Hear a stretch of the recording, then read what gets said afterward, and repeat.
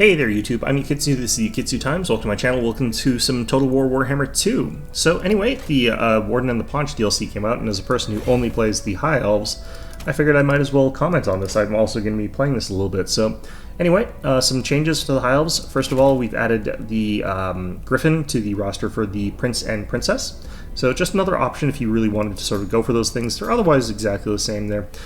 It does provide you a really inexpensive terror causer if you really wanted to go that sort of route there.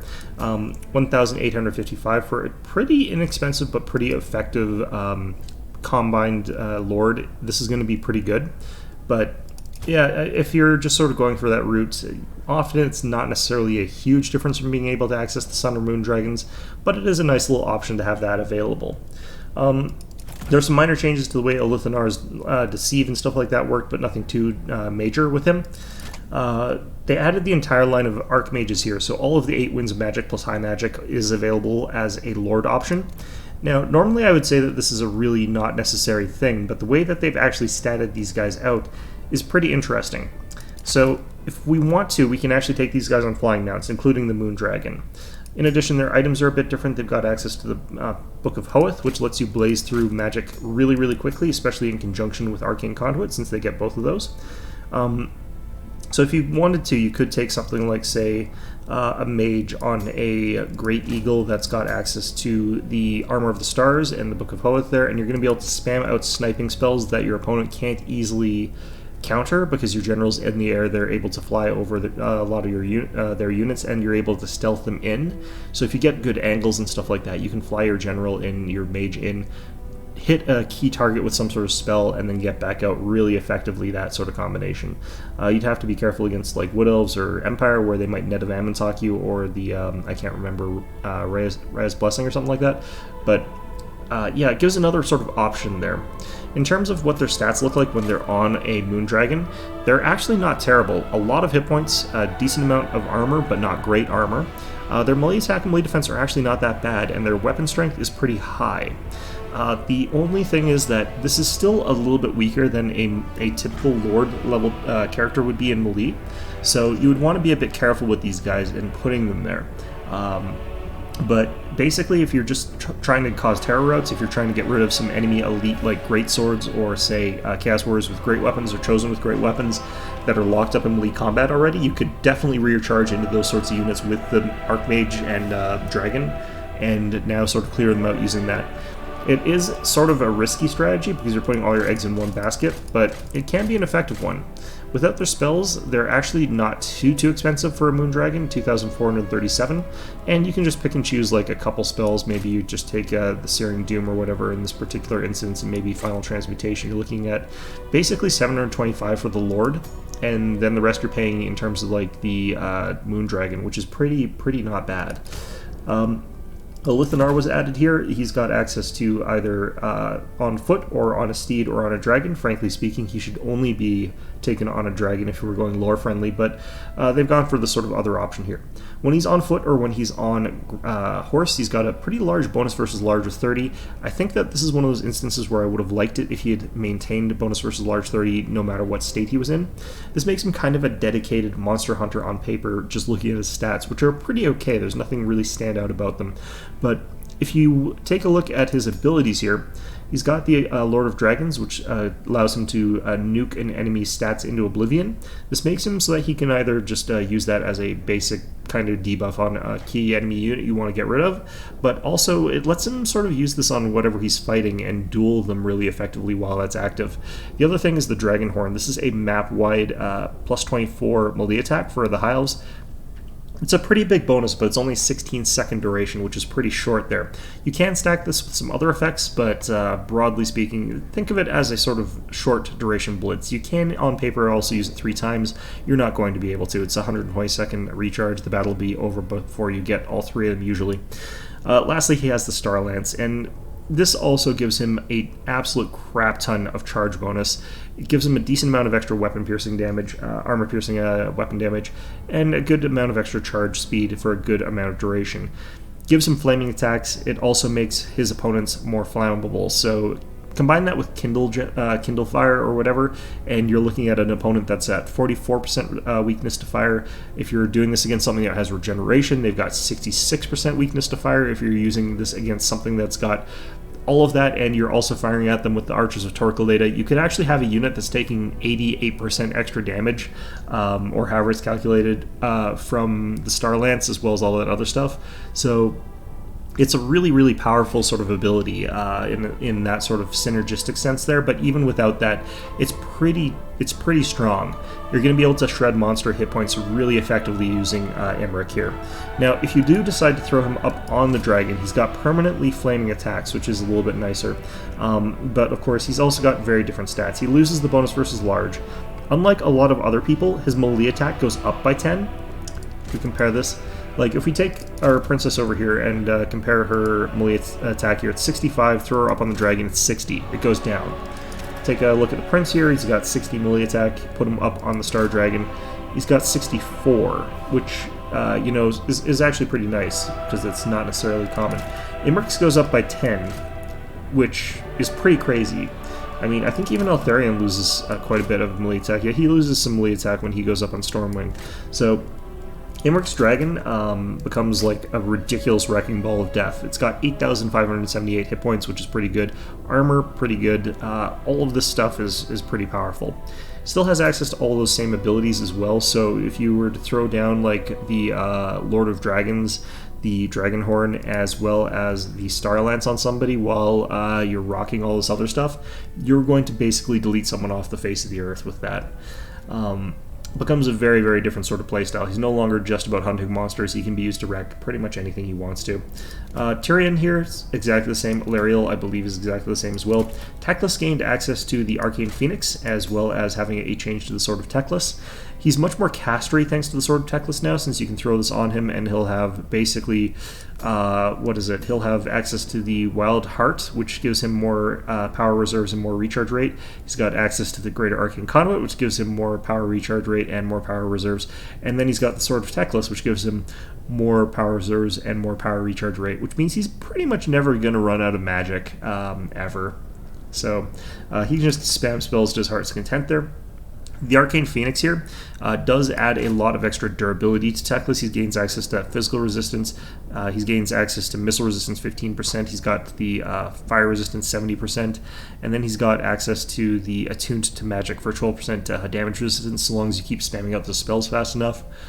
And then he's got, of course, all of his spells here. He does lose access to the Phoenix's actual innate abilities, so it will not burst in flames and come back to life, and it will not dive into the ground and create a vortex.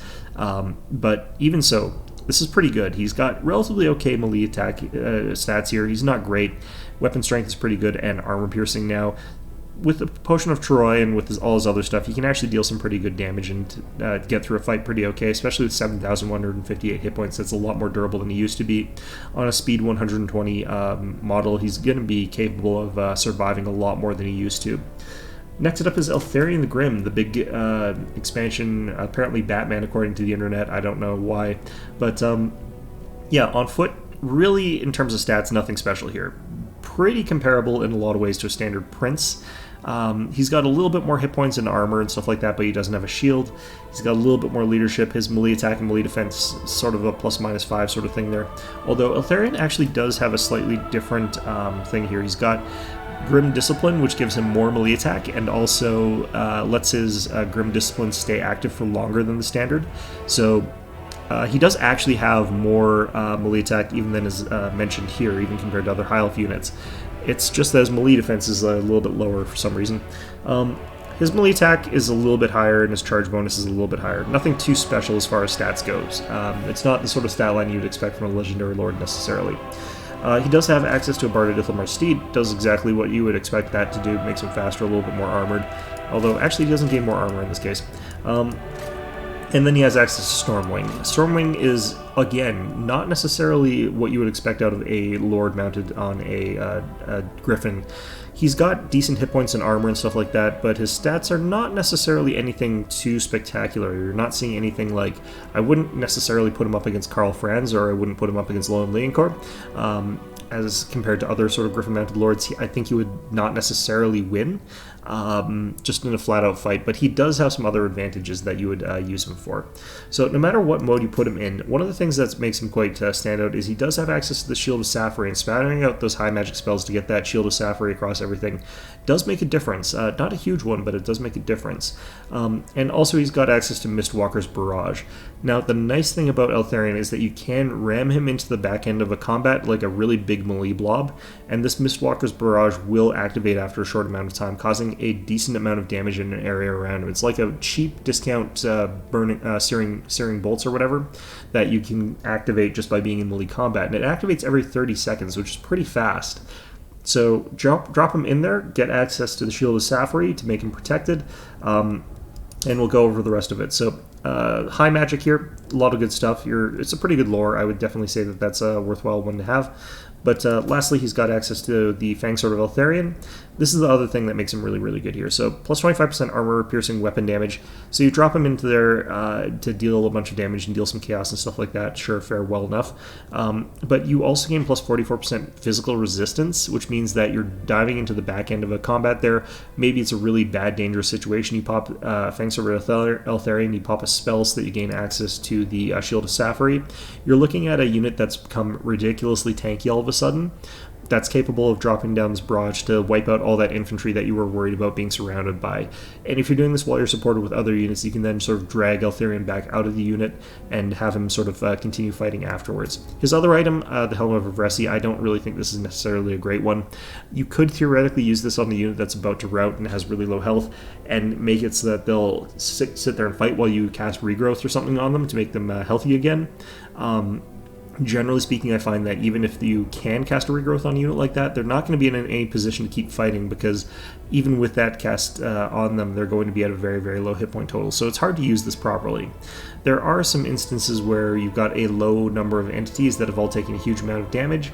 I'm not necessarily sure how to properly use the Helmet of Resi, though, if I'm completely honest with you. I think pushing a tough fight is when it's supposed to be used there.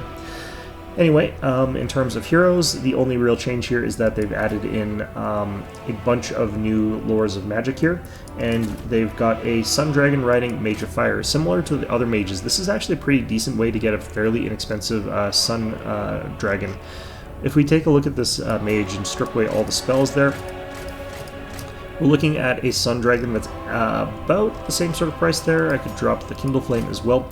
So we're paying like 150 for the mage, but it lets us gain access to these other spells and abilities that we could throw on here. So we're paying like 384 for a mage without Kindle Flame, and 464 with, which is really, really inexpensive. If we didn't have the mount here,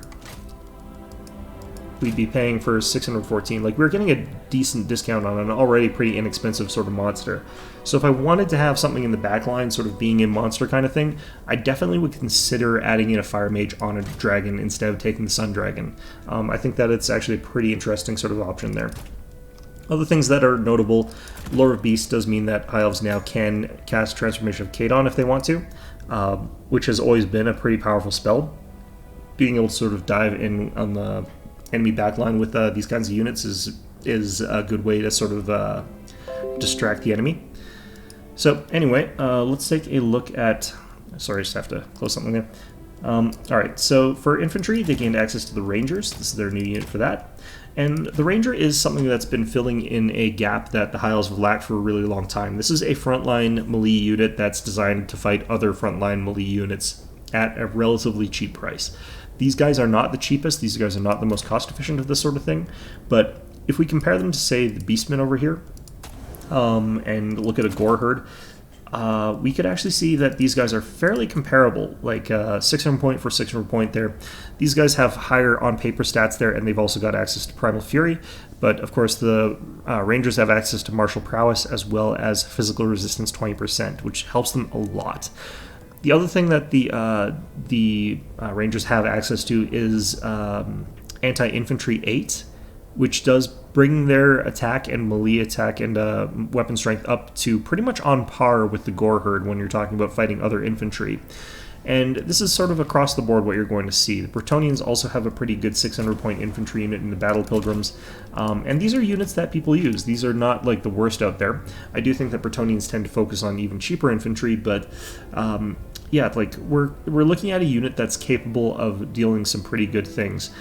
What's more, I do like the fact that these are fairly offense-orientated with that bonus versus infantry, as well as pretty decent stats for attacking enemy infantry. They get caught out by cavalry or something like that, or even like direwolves, they're not going to do very efficiently because they are sort of heavily reliant on that stat.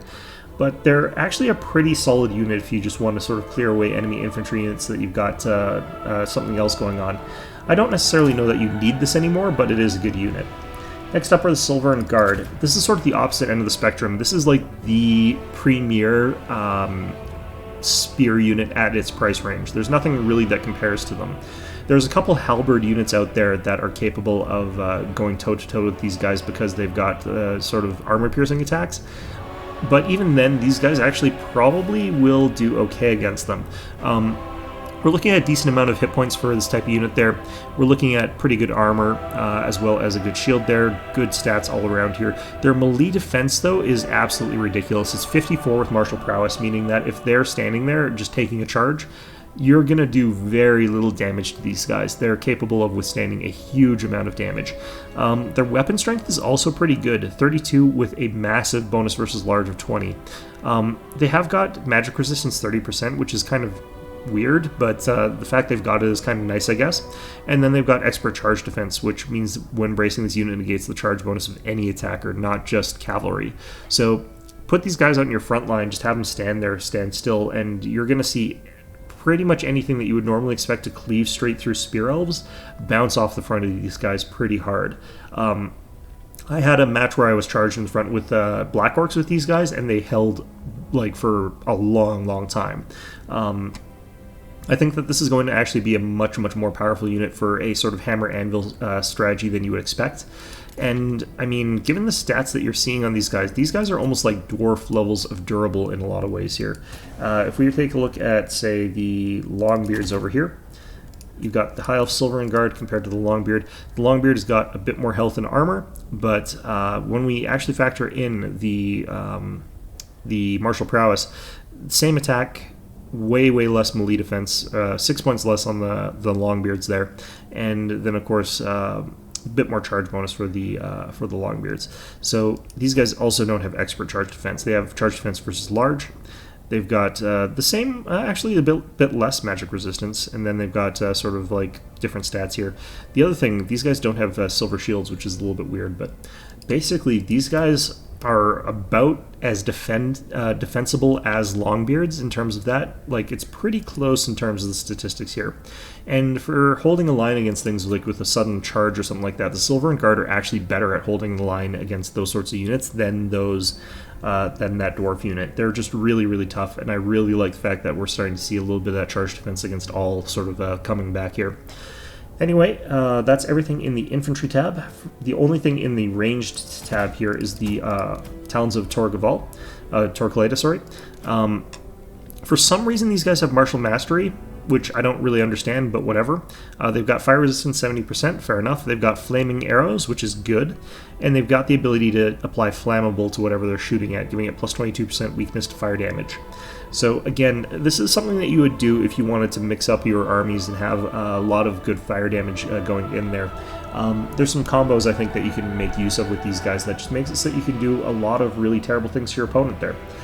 You can also just mix them with something like, say, Sisters of Avalorn if you want to go with an interesting little armor-piercing gun line that's capable of dealing tons and tons of fire damage, but I think that one of the best ways to use these guys is to have them targeting an enemy unit along with a couple other archer units, and just have an Archmage with the Lore of Fire, or maybe a regular mage with the Lore of Fire popping in with the Flaming Sword of Ruin. You give your other archers Flaming Sword of Ruin, they're going to have that flaming attack, bonus damage on their weapons, bonus Kindle Flame to the enemy, so reduce their fire resistance even further, and then you also focus them down with the Talons of Torquelada. You're looking at a huge amount of extra damage just for very cheap. but there are more expensive ways to sort of use that combination there. Would have liked it if some of the specialized units for the High Elves, if we take a look over here at Resi, I would have liked it if some of these units made the roster. In particular, I think it was the... Which ones were the ones that I thought were kind of interesting? Yeah, the Skyhawks. I would have really liked it if the Skyhawks made it into the standard roster. It's a smaller unit, but it's capable of dealing a huge amount of damage against infantry, especially with their missile attacks as well there. +7 bonus versus infantry with pretty heavy amounts of damage to begin with. These guys are shorter range. They've got sort of a really weird thing going on here. +7 bonus versus infantry with huge weapon strength against infantry to begin with. Like, it's a really strange unit. But yeah, I kind of wish that these guys made it into the standard roster. That would have been really nice there. Would have also been nice if the Knights of Torgaval did make it into the roster as well. Flying unit of cavalry here, that would have been really nice. But unfortunately, those didn't make the cut. Probably deemed too broken to include in the game, although honestly speaking, there are things that are similar to the Knights of Torgaval that probably should have made them more reasonable. Anyway, next up we get access to some monsters and stuff like that. Lion Chariots of Krace here. So these guys have got ridiculously good punching stats, but they are just a 4-man unit. The thing about these guys is that I think that they're supposed to be a little bit better at sitting in melee combat instead of churning through by running around in circles. But I don't necessarily know that you would even want to do it with these guys. Some of their stats do make them better though than the standard Ithilmar Chariot, even without, even with the cycle charging. Like, their increased speed is really nice there. They've got a situation where they might be more durable as well than the Ithilmar Chariots. It depends on what you're up against. Obviously, the Ithilmar Chariots have a ton of armor, so if you're up against, say, like spear units, the Ithilmar Chariots are probably going to last a little bit longer because of that. But the Lion Chariots of Krace have got that extra hit point total, as well as a resistance versus missiles, meaning if you're getting shot at with your chariots a lot, then the Lion Chariots of Krace are probably going to be the ones that make it through a little bit better there. Haven't really played around with these guys. I don't really have much to say about them necessarily. Lyran Reaver Archer is a little bit more viable. They got a 50-point price drop, which is not enough to make them really useful to me, but maybe. The War Lions of Krace here. This is a weird unit. For what they are, they're supposed to be another anti-infantry army or unit there, especially with armor piercing. This is a thing that the High Elves really lacked, was good armor piercing units with anti-infantry. And because of that, it's a welcome sort of addition there, but it sort of acts as a light flanker. If you're up against heavier infantry or more powerful infantry, the stat line on this guy is bad enough that it will get completely destroyed in the fight against them. But on the other hand, they're relatively inexpensive, meaning that if you are up against something like, say, the Longbeards with great weapons, or you're up against Black Orcs, or up against Chaos Champions or something like that, you're not paying too much for a unit that's going to do pretty okay at doing a lot of damage to those units, but these guys are never going to come out of a fight unscathed, even when they're flanking and doing stuff like that. They are very fast, and they can wipe out some other fast cavalry type units pretty effectively, despite the fact that they don't have any bonuses against them. And they have got some other weird little quirks to their stat line that makes them pretty okay at taking out stuff. They will take out, like, archers faster than pretty much any unit I've seen. The problem is, like, do you really need an 825 point unit to take out a unit of archers? Hard to say. I definitely think that Illyrian Reavers do the job okay, and I'd rather have, to a certain degree, Silver Helms, because they're more reliably going to be alive after doing it. The Rahagra's Pride, it's got a better stat line by about what you would expect for regiments of Renowned, but they've also got access to Mighty Roar, which gives enemies a -8 leadership and -25% to their speed. Combine that with Fear, you can go for some cheeky breaks with these guys, especially now that you've got access to something like, say, the Lore of Death. If I can remember which of these guys has that. So if we take this one, we could take something like, say, the Doom and Darkness spell, and we can sort of overcast this to add an effect area, and then we can chop down their morale even further with Rahagra's Pride. We're looking at -24 to enemy morale. We're looking at higher than that because you've got something that causes fear. Hopefully you've got the Rahagra's Pride into the enemy's rear, and if you do all that, you're looking at pretty much something that will automatically break a lot of units out there that are kind of lower end units, basically. So that is an option, and it is a pretty powerful one to try and get units to break faster so you can free up your units to do other things or something like that. Not necessarily that bad. Next up, we have access to the Arcane Phoenix. And this thing I would say you would want if you couldn't decide between the Sun Dragon or the Moon Dragon. In terms of stats, this thing is not necessarily amazing compared to either. It is very fast. It's pretty competent. But what you're really looking for in this thing is the fact that it's got all these weird defensive traits. Physical resistance 20%, fire resistance 70%. It's got the ability to get 12% damage resistance if you keep casting your spells. It's got Fury Rebirth, so it will come back to life potentially. And it does have the ability to use Ember Storm as well, so capable of dropping in and dealing a huge amount of damage. Probably not going to be able to get 2 of these that easily, but it does compare pretty okay with something like, say, the Moondragon's Breath or something like that. Less likely to get all 3 of them, probably still going to be able to get 2. Anyway, yeah, I think that this one is one that you sort of use because it's got the ability to tank through a lot in a certain way there, so you can use it a little bit recklessly. But I wouldn't necessarily rely on that tankiness because it does have low armor, low hit points compared to the dragons. Omen of Tyrion is pretty much what you expect a Regiment of Renown in terms of stats. It's got a little bit even higher than that, but considering its cost, you're comparing it to the Star Dragon at this point in time, and the Star Dragon has got a lot going for it by comparison. The reason that this guy is still good is that it is very fast. It does also gain Omen of Hope. That's the only real major ability addition.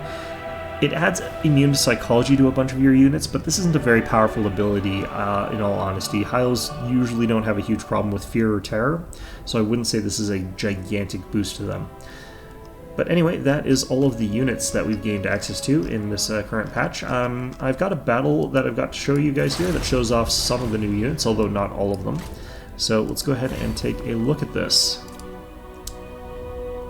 So we're here against someone who's basically corner camping with the Vampire Coast, which is, like, part of me says that you can't really blame them for that, but that is the way it is. Now, I've got the new Illyrian Reavers, and I've got a couple of these units of Lions. I've got the Silverin Guard, I've got Rangers, and of course Eltharion the Grim. I don't have every new unit, of course, but this sort of stuff is going to be pretty decent here.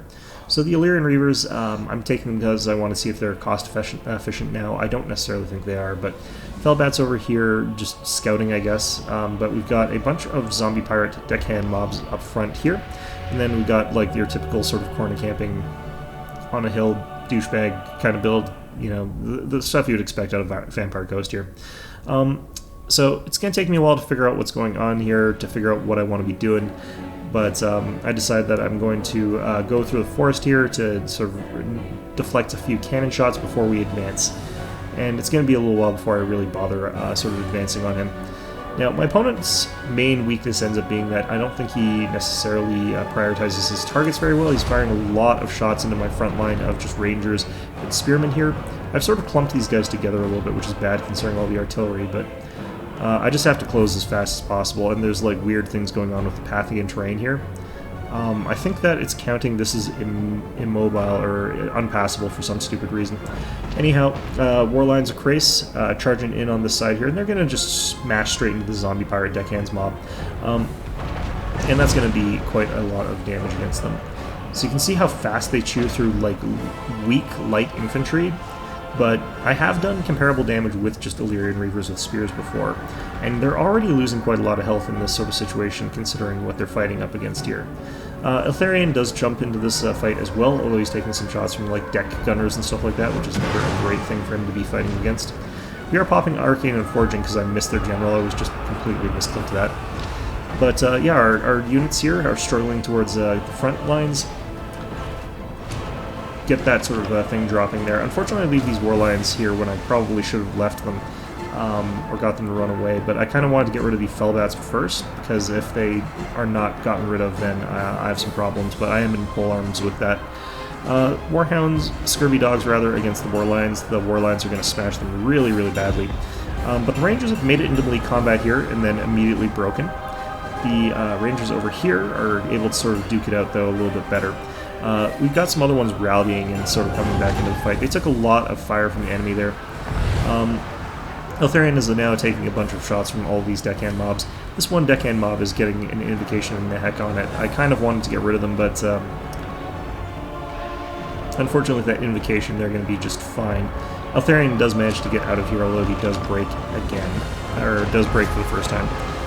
So over here, Silverin Guard, or Spearman rather, against some more zombie pirate deckhand mob. I think he cast another of the invocation on these guys at some point, but in any event, our archers are capable of doing sort of free reign things here. Silverin Guard have made it into melee combat finally. This one is over here. Nope, where the hell's their Silverin Guard? They do look exactly identical to Spearmen, so it is hard to tell which ones are which. Oh, there they are. Not sure how they crossed paths, but not a ton of kills on them. Rangers are actually getting good kills, even though they ran away and then rallied. Over here, I need to get these warlines moving again, but here they go after those Shade Wrath gunners. He's moving the polearms quite well, though. I should probably be focusing down just one unit of gunners at a time instead, because I think he's been using the Invocation of Mihek. We managed a pretty good charge with the White Lions, but the problem is that he's got polearms here, and I take damage way too fast with these guys. Not doing a ton of damage against these Shade Wrath gunners, honestly. Over here, though, Silverin Guard, Silverin Guard are over here. Spearmen over here are doing okay against the zombie pirate deckhand mobs. Like, zombie pirates just don't fight very well. Over here, Illyrian Reavers doing their thing. Eltharion has rallied. He should probably be pointing the cannons at him, but that is something that he's got to decide to do. Silverin Guard advancing forward to go fight the Vampire Fleet Admiral with his polearm. And they're not going to win this that effectively, but they're going to be able to do a lot of damage against this guy. The reason they're not going to do too well is because they're under a lot of fire as well, but